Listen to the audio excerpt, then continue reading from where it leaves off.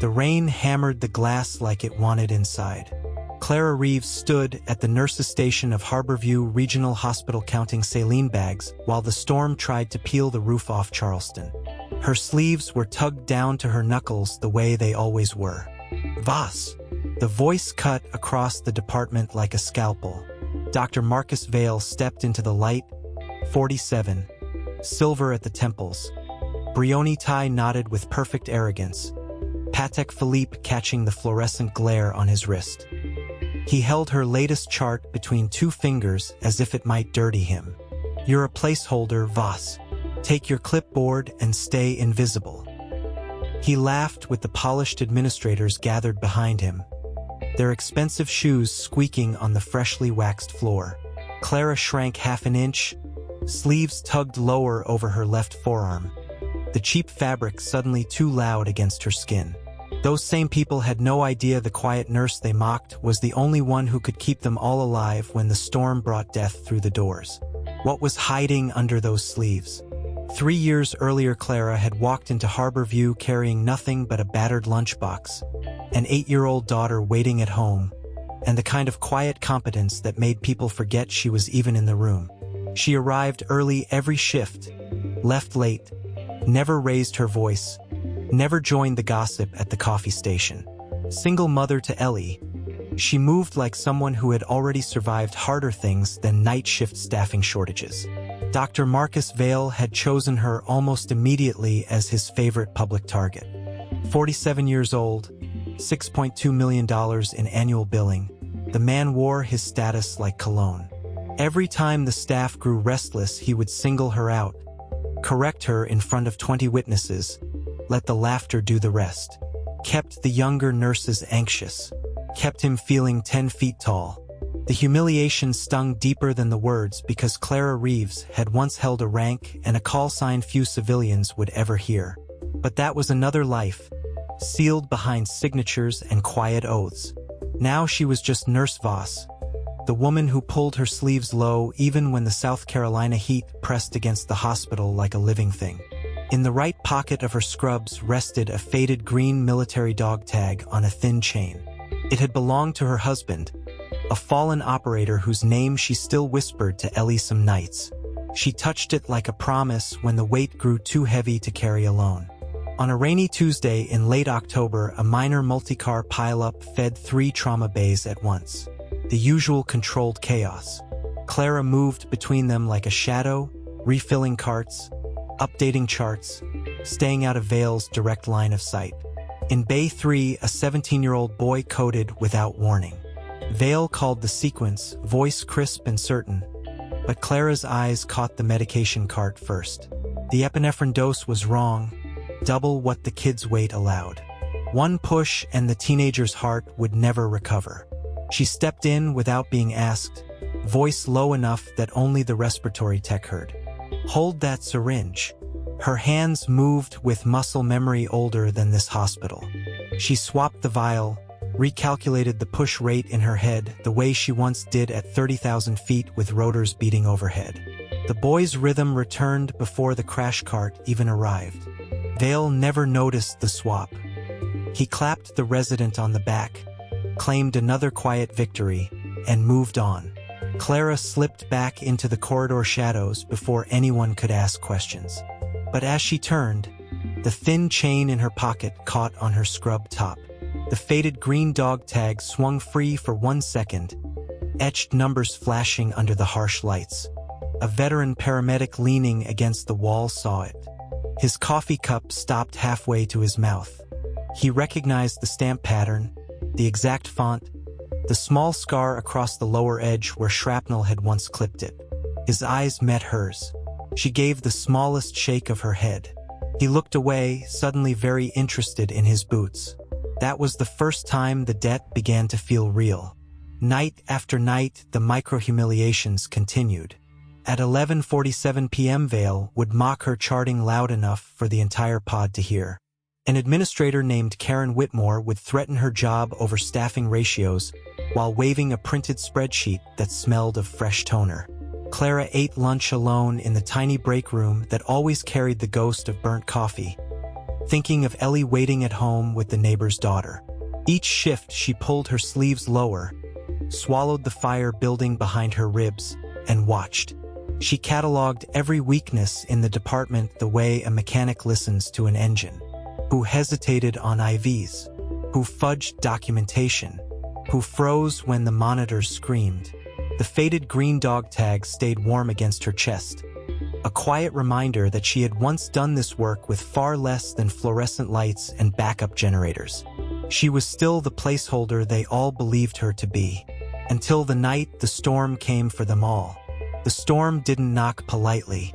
At 2:14 a.m., the sky split open over County General. Rain hammered the roof like rotor blades on final approach. Power flickered once, twice, then died with a metallic groan that echoed down every corridor. Backup generators coughed, sputtered, and stayed silent. Clara was restocking Trauma Bay 3 when the lights went black. She heard the first code blue explode over the intercom, then a second, then a third. The entire ER pod lit up red. Vale's voice cracked across the darkness. "Whitmore, where the hell are the generators?" Karen Whitmore's heels clicked wetly on the tile. "Maintenance says the fuel lines are flooded. We're running on batteries for the monitors only." A child screamed somewhere near the ambulance bay. Clara moved before thought. Her hands found the emergency flashlight taped under the crash cart, the one nobody else bothered to check. The beam cut a clean white tunnel through the chaos. She pulled the faded green dog tag from beneath her scrubs and let it hang outside her collar now, numbers facing her sternum like a compass. She reached the main nursing station in 9 seconds. Vale was shouting orders at Shadows. "Somebody get respiratory down here. We've got 3 intubated patients losing pressure." The respiratory tech who had watched her earlier that week was already mopping sweat from his face, hands shaking. "The portable vents are dead. Batteries drained in the last drill and nobody signed off on the recharge logs." Clara's voice cut through the panic, low and steady. "Hand me the manual bags. To leader. And the PEEP valves from the red lockbox." Vale spun toward her, face lit by the dying glow of a tablet screen. "This isn't the time for your little helper act, nurse." "Move," she said. He didn't, so she stepped around him, shoulder brushing the crisp white coat that still smelled of dry cleaning chemicals.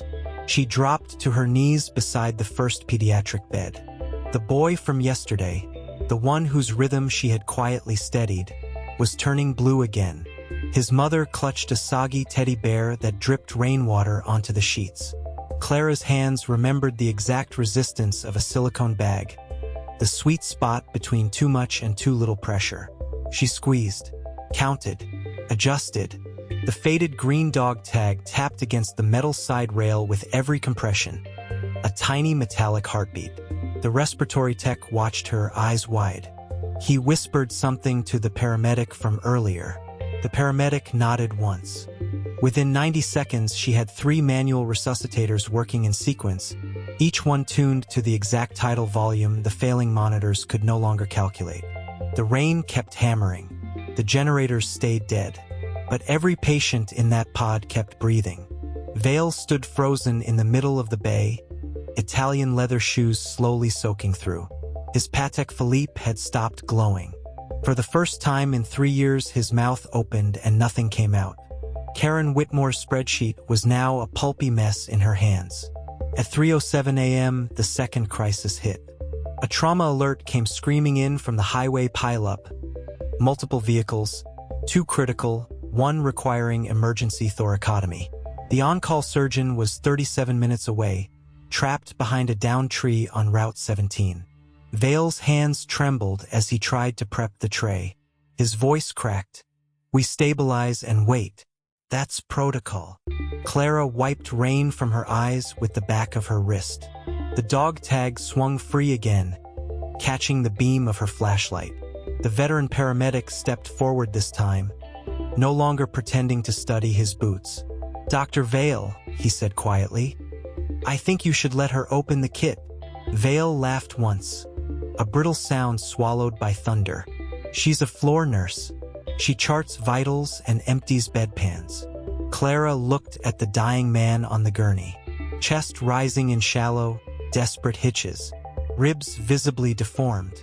She smelled the copper of fresh blood mixing with the ozone of the storm. She spoke without raising her voice. I need a 10-blade Finocchio retractor and the sternal saw from the top shelf. Now. No one moved, so she reached past Vale, calm as a mechanic selecting the right wrench. Her fingers closed around the instruments with the same muscle memory that once guided a scalpel through ruined fuselage at 20 below zero. The first incision was perfect. She worked by flashlight and memory.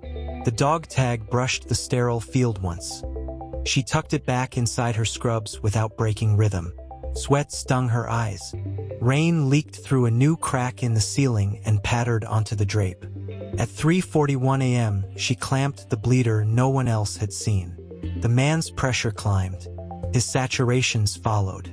When the surgeon finally burst through the doors at 3:58, drenched and cursing, the patient was already closed, stable, and asking for water in a hoarse whisper. The surgeon stopped mid-stride.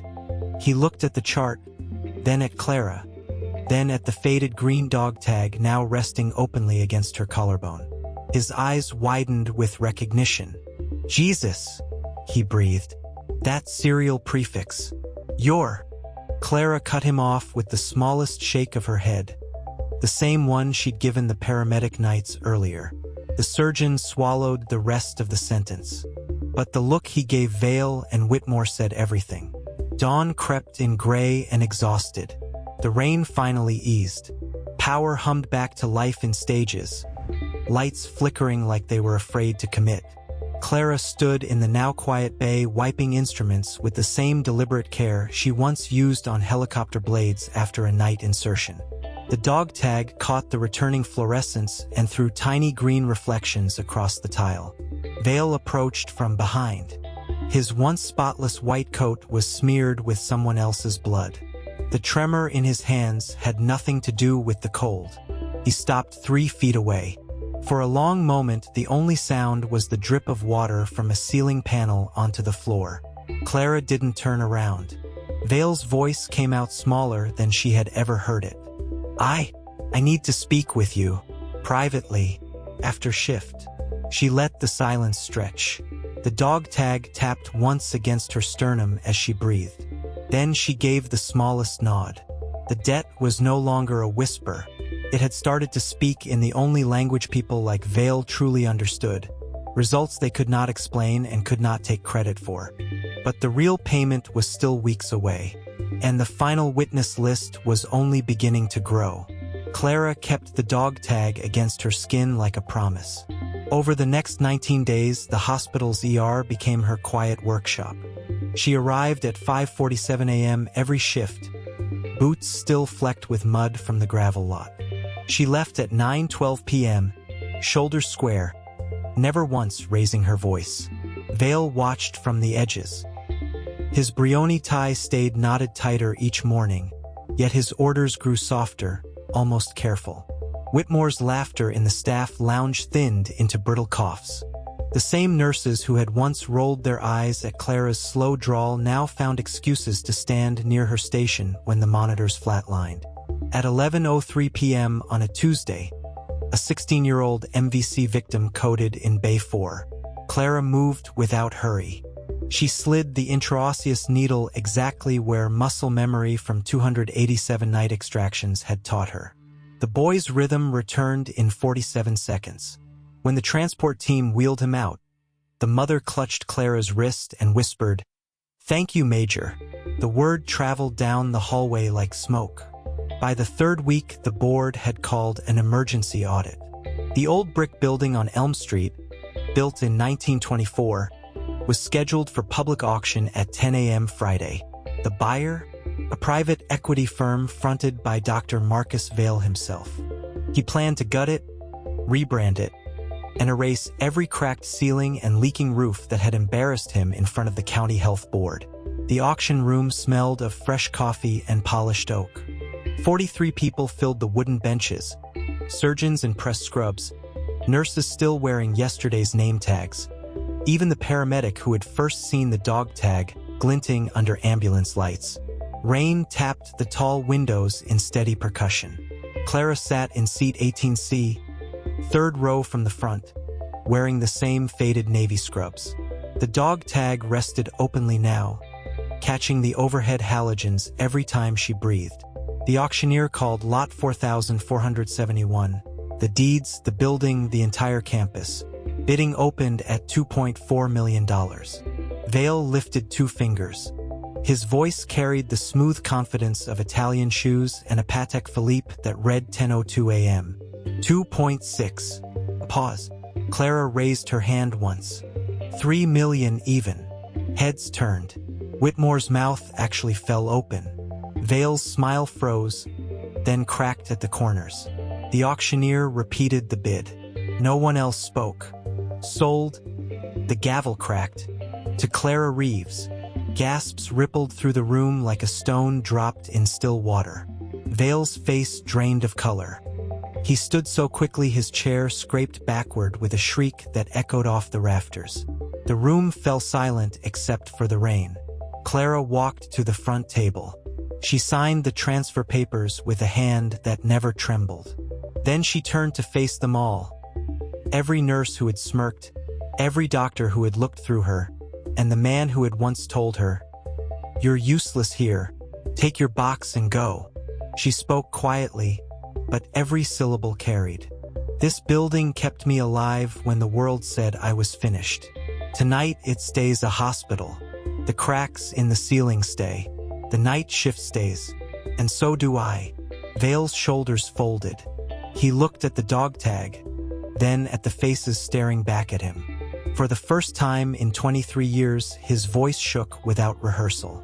"Clara, may I speak with you?" "Outside." She gave one nod. In the narrow hallway, the rain drummed louder against the glass. Vale kept 3 feet between them, the same distance he had kept that exhausted dawn weeks earlier. His hands trembled at his sides. "I was cruel because I was terrified you would expose how little I actually knew," he said. "That night, watching you save that man while I stood useless in the doorway, I saw everything I had become." "I'm sorry, Clara." "I was wrong, completely wrong." She studied him for a long second. The dog tag caught a sliver of corridor light and threw it across his polished shoes. "Apology noted," she said. "Now say it where they can hear you." They stepped back into the auction room. Every eye fixed on them. Vale cleared his throat. His voice cracked on the first word. "I publicly humiliated a woman who once flew 287 combat missions so the rest of us could sleep. I called her useless. I was the one who was useless. Clara Reeves just bought this hospital to keep it exactly as it is, because she still believes it can save lives better than my spreadsheets ever could. I was wrong." "I'm sorry." The silence that followed felt almost sacred. Then the room erupted, not in applause, but in quiet nods and the soft sound of chairs shifting as people stood. Whitmore lowered her gaze to the floor, cheeks burning beneath her perfect makeup. Clara simply folded the signed deed, slid it into the pocket of her scrubs, and walked out into the rain. 3 months later, the old building on Elm smelled of fresh plaster and coffee. The crack in Bay 3's ceiling had been patched but not hidden. A small brass plaque beside it read, "For the nights we almost lost." Clara stood at the nurse's station at 2:14 a.m., dog tag warm against her chest. A sleepy intern handed her a folded paper napkin with a child's drawing of a helicopter on it. The intern's 6-year-old daughter had left it during visiting hours. Clara tucked the napkin beside the dog tag and allowed herself the smallest smile. Some debts are paid in blood pressure numbers and saturations climbing on a monitor. Others are paid in public rooms where pride finally kneels. But the ones that matter most are paid in the quiet hours afterward, when a single father's daughter draws a picture and a tired nurse finally believes she is exactly where she belongs.